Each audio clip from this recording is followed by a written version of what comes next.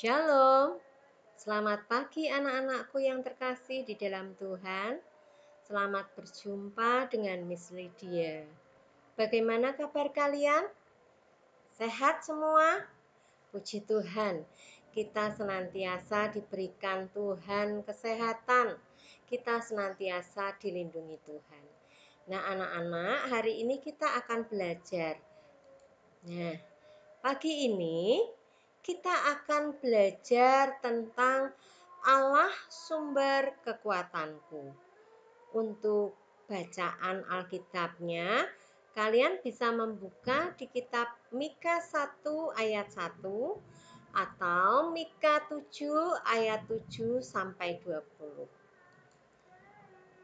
Adapun indikator pelajaran kita hari ini, yang pertama, kita dapat mengungkapkan rasa syukur kepada Tuhan karena Tuhan sudah menolong kita untuk mewujudkan cita-cita.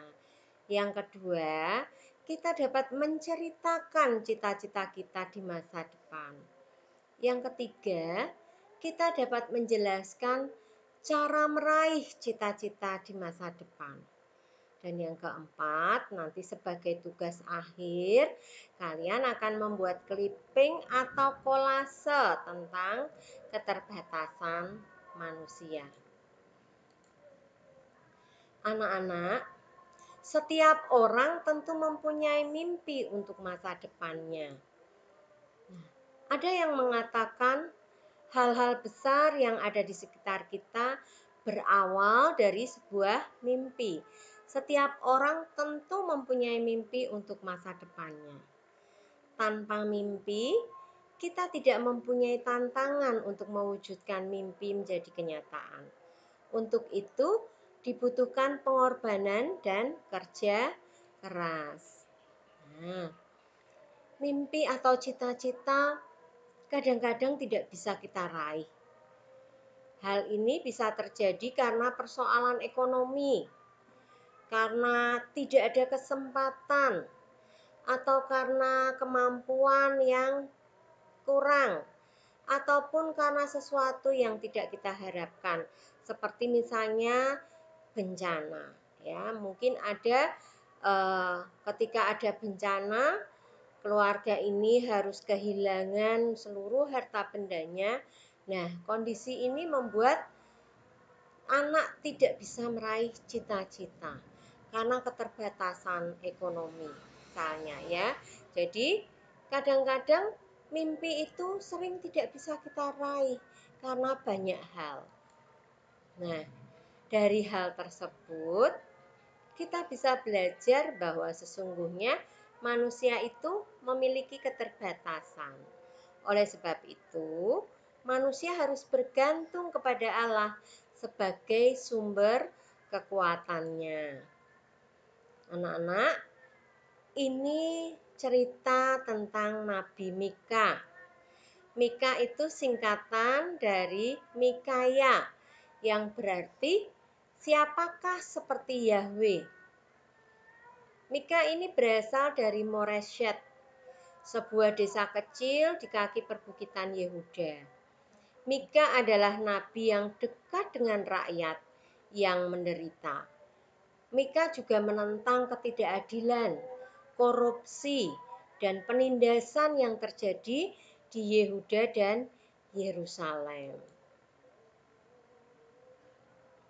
Nah, para pemimpin di sana, mereka suka memperkaya diri sendiri, sedangkan rakyat biasa dan orang miskin menjadi korban dari keserakahan mereka.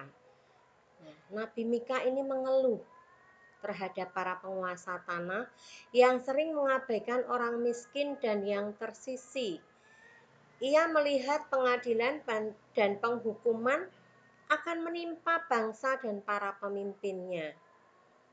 Para penguasa memanfaatkan wibawa dan kekuasaan mereka untuk merampok, memojokkan orang-orang miskin. Ya. Jadi orang-orang yang punya kuasa ini mereka memanfaatkan ya justru untuk merampok dan memojokkan orang miskin. Nah, situasi seperti ini akan menimbulkan murka Tuhan, dan hukuman pasti akan diberikan kepada mereka yang melakukan itu semua.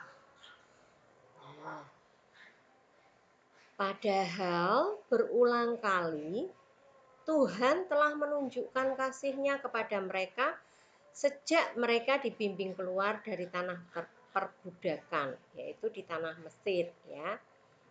Tapi apa balasannya? Bangsa ini memang datang dengan membawa korban persembahan, tetapi ternyata hati mereka dipenuhi kejahatan dan tipu daya, sehingga tidak ada lagi keadilan dan kebaikan. Nah, Mika mengingatkan bangsa Israel bahwa penghakiman akan tiba dan mereka yang bertobat akan diampuni. Tuhan menghukum orang-orang yang berdosa, tetapi juga kasih-Nya Ia tunjukkan bagi orang-orang yang percaya kepadanya dan mau bertobat dari kesalahan mereka. Tuhan berjanji untuk menerima kembali mereka yang mau bertobat. Mika menyadari bahwa tugas ini sangat berat, ya.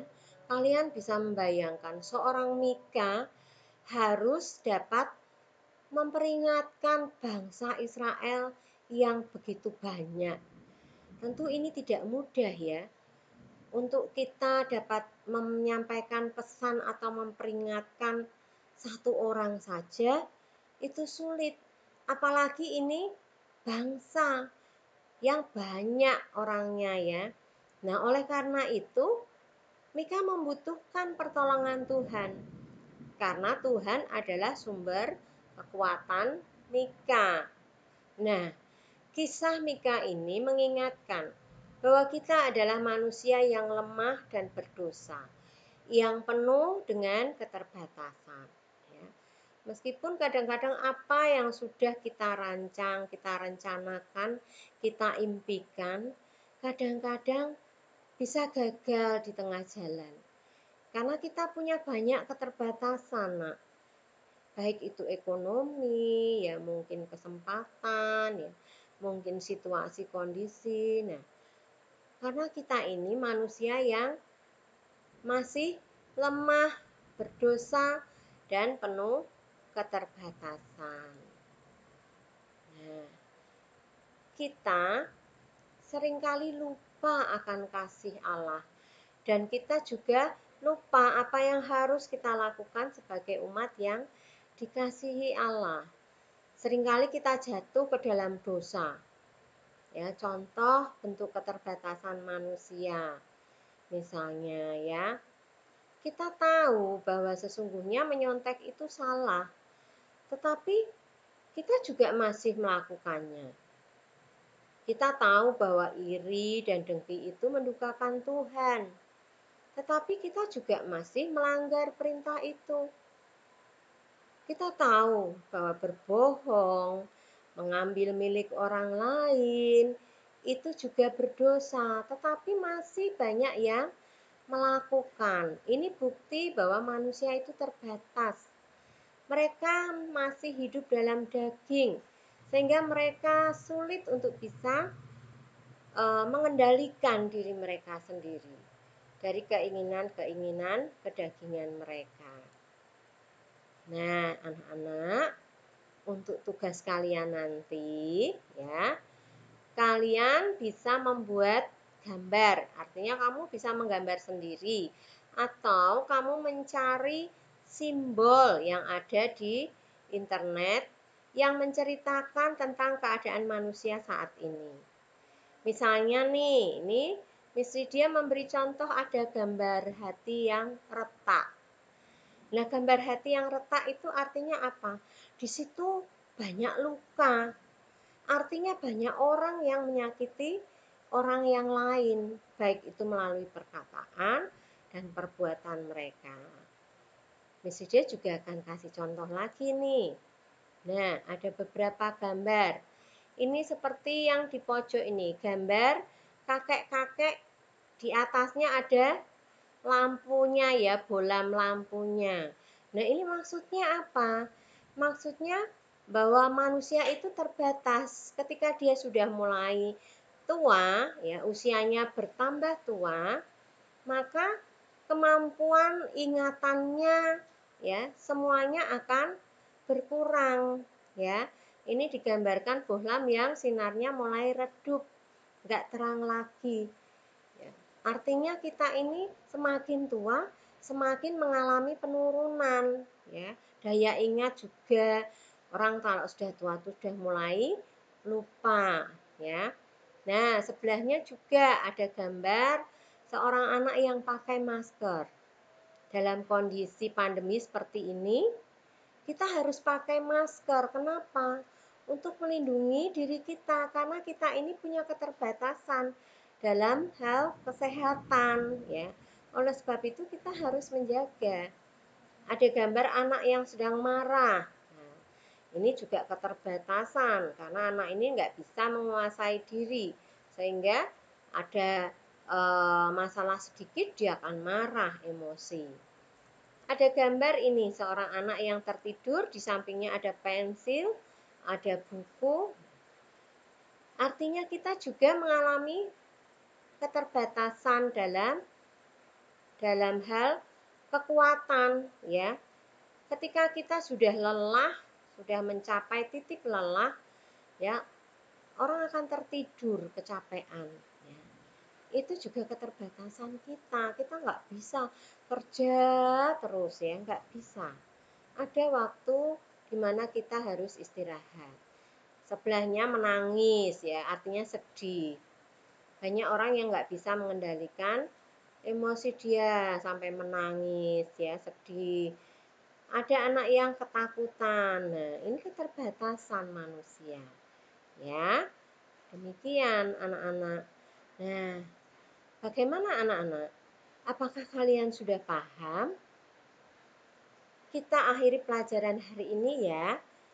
Nanti kalau kalian belum paham, kita akan lanjutkan di WA Group. Kalian boleh bertanya apa saja tentang materi hari ini, ya. Kalau kalian tidak jelas atau ingin mengetahui yang lebih lagi, kalian boleh menyampaikan di WA Group. Sampai jumpa anak-anakku yang terkasih. Tuhan Yesus memberkati. Tetap jaga kesehatan. Kalian tetap harus sungguh-sungguh dalam belajar meskipun situasi pandemi, meskipun kita tidak bisa bertatap muka, kalian juga harus rajin belajar. Terima kasih anak-anak.